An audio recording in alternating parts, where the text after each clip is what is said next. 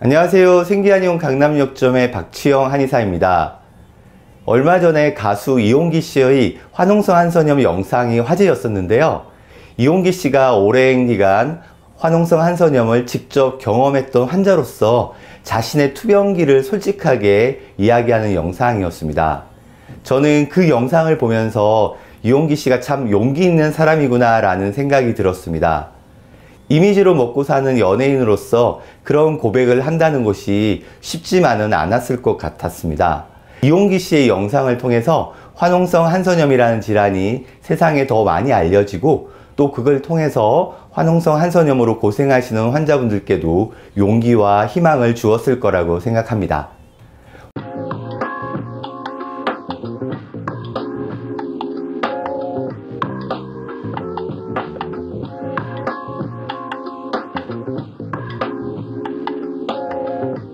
화농성 한선염 환자는 국내에 1만 명 정도의 환자가 있는 것으로 추정하고 있습니다. 사실 숫자상으로만 보면 환자군이 많은 질환은 아니죠. 그래서 화농성 한선염 자체가 희귀난치 질환으로 분류되고 있습니다. 그렇다면 화농성 한선염이란 질환은 어떤 질환일까요? 먼저 화농성 한선염이라는 질환의 이름을 살펴보면 이 병의 특징을 어느 정도 알 수 있습니다. 화농이라는 말 그대로 농이 만들어진다는 의미입니다. 피부에서 농이 만들어질 정도로 피부가 곪으면서 염증이 발생하는 참 고약한 질환인 거죠. 그리고 한선은 땀샘을 의미합니다. 우리 피부에는 200만 개에서 400만 개의 땀샘이 있습니다. 정말 많은 숫자죠. 피부에 땀샘이 없는 곳을 찾기가 힘들 정도입니다. 그런데 대부분 땀샘은 에크린 땀샘입니다. 이해하시기 쉽도록 인체의 피부 구조를 보면서 설명드리겠습니다. 사진으로 보시는 것처럼 에크린 땀샘은 피부 바깥으로 바로 연결되어 있죠. 여기서 대부분의 땀을 분비하게 됩니다. 그런데 에크린 땀샘 외에 땀샘이 하나 더 존재하는데요. 바로 아포크린 땀샘입니다. 아포크린 땀샘은 에크린 땀샘과는 달리 피부 바깥으로 직접 연결되지 않습니다. 대신 모공과 털과 연결되어 있습니다. 그리고 아포크린 땀샘은 인체에 폭넓게 존재하지 않습니다. 부분적으로 겨드랑이와 엉덩이, 항문, 사타구니, 그리고 가슴 아래쪽 부위와 귀 주변에 존재합니다. 지금 보시는 사진은 화농성 한선염이 빈번하게 발생하는 부위입니다. 이 부위들은 아포크린 땀샘이 존재하는 부위와 일치하게 됩니다. 화농성 한선염은 진단이 쉽지 않아서 초기 발생에서부터 진단할 때까지 무려 7, 8년 이상의 시간이 걸리는 것으로 보고되고 있습니다. 그렇다면 도대체 왜 이렇게 오랜 시간이 걸리는 걸까요? 첫 번째 이유는 화농성 한선염 자체가 진단이 어렵기 때문입니다. 화농성 한선염은 모낭염이나 표피낭주, 그리고 흔한 뾰루지와 같은 피부 질환들과 감별이 쉽지 않습니다. 그래서 초기에 정확하게 진단하는 것이 아주 어렵습니다. 아마 40, 50대 이상 분들은 종기라는 말이 익숙하실 겁니다. 저에게도 매우 익숙한 표현인데요. 제가 초등학교 시절에만 해도 종기로 고생하는 친구들이 꽤 많았습니다. 아마 20, 30대 젊은 분들은 종기라는 말이 낯설면서 경험해보지 못한 질환일 겁니다.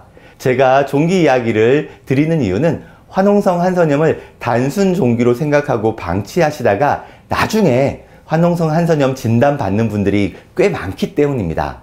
가수 이용기 씨의 경우도 여기에 해당된다고 할 수 있습니다. 그리고 화농성 한선염으로 진단받는데 오래 시간이 걸리는 또 다른 이유는 엉덩이와 사타구니, 겨드랑이, 가슴과 같은 민감한 부위에 발생하기 때문입니다. 게다가 화농성 한선염은 10대, 20대의 어린 나이에 처음 발생하게 됩니다. 너무 어린 나이에 너무 민감한 부위에서 화농성 한선염이 발생하기 때문에 방치 아닌 방치를 하게 되는 경우가 꽤 많은 거죠. 다음으로 화농성 한선염의 증상에 대해서 설명드리겠습니다. 우리 인체 피부에는 작은 뾰루지가 참 많이 발생하게 됩니다. 피곤하거나 과로하면 뾰루지가 발생하게 되죠. 그런데 화농성 한선염은 뾰루지처럼 보이지만 뾰루지보다는 통증이 더 심하면서 피부 안쪽에서 깊은 곳에서 만져지는 딱딱한 결절이 발생하는 것이 특징입니다. 그런데 말이 쉽지 사실 초기에는 피부에 발생하는 뾰루지와 구별이 매우 어렵습니다. 솔직히 말씀드리면 저처럼 피부만 20년 가까이 진료해온 전문가조차 감별이 쉽지 않습니다. 화농성 한선염은 단순 뾰루지와는 달리 통증이 매우 심하면서 심한 열감이 발생하는 특징이 있습니다. 특히 화농성 한선염이 겨드랑이와 엉덩이에 잘 발생하는데요. 겨드랑이에 화농성 한선염이 생기면 팔을 이렇게 들고 움직이는 것도 굉장히 어려울 정도로 통증이 심합니다. 그리고 겨드랑이 부위는 액취증이라고 하는 고약한 냄새가 나는 질환이 발생하는 부위이기도 하죠. 그렇기 때문에 겨드랑이에 화농성 한선염이 발생하게 되면 심한 악취가 동반할 수밖에 없습니다. 화농성 한선염 환자분들 중에는 청결하게 관리하신다고 겨드랑이를 빡빡 문지르면서 샤워를 하시는 분들이 꽤 많습니다. 하지만 이렇게 샤워하는 것은 매우 좋지 않습니다. 가급적 피부에 자극이 되지 않도록 살살살 샤워를 해야 합니다. 그리고 엉덩이에 화농성 한선염이 발생하면 앉는 것조차 힘들게 됩니다. 의자에 앉기도 힘들어서 직장 생활이나 학교 생활이 매우 어렵게 됩니다. 제 환자분 중에는 앉아서 식사하시는 것이 힘들어서 선체로 식사를 하셨던 분도 계셨습니다. 그리고 엉덩이에 피고름이 발생하게 되면 속옷은 물론이고 바지와 치마에까지 묻어 나오게 됩니다. 그래서 따로 여벌의 속옷이나 바지를 챙겨 다니시는 환자분들도 많으십니다. 화농성 한선염은 증상의 정도에 따라서 총 3단계로 분류를 하는데요. 각각의 단계에 대해서 설명을 드리겠습니다. 1기는 농양이 한두 개 있지만 녹누가는 없고 흉터도 없는 단계입니다. 2기는 재발하는 농양이 있으면서 녹누관이 만들어지는 단계이고 흉터가 보이는 단계입니다. 3기는 녹누관, 흉터, 염증이 모두 융합된 병변이 보이게 됩니다. 지금 보시는 사진은 1기에 해당하는 화농성 한선염 사진입니다. 한 개의 농양이 있고 아직까지 녹누관이 형성되어 있지 않으면서 흉터도 보이지 않는 그런 단계입니다. 그리고 다음 사진은 3기 화농성 한선염 증상 사진입니다. 여러 차례 녹누관을 제거하는 수술을 받으셨던 환자분이셨는데요. 수술에 의해서 흉터가 만들어져 있는 것을 알 수 있습니다. 오늘 영상에서는 가수 이용기 씨를 통해서 유명해진 화농성 한선염이라는 희귀 난치 질환에 대해서 설명을 드렸습니다.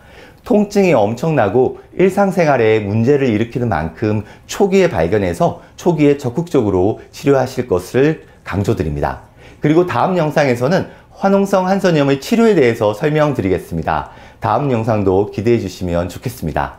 오늘 영상 보시고 궁금하신 점은 댓글로 남겨주시면 답변 드리겠습니다. 오늘 영상이 도움이 되셨다면 구독, 좋아요, 알림 설정 부탁드립니다. 시청해 주셔서 감사합니다.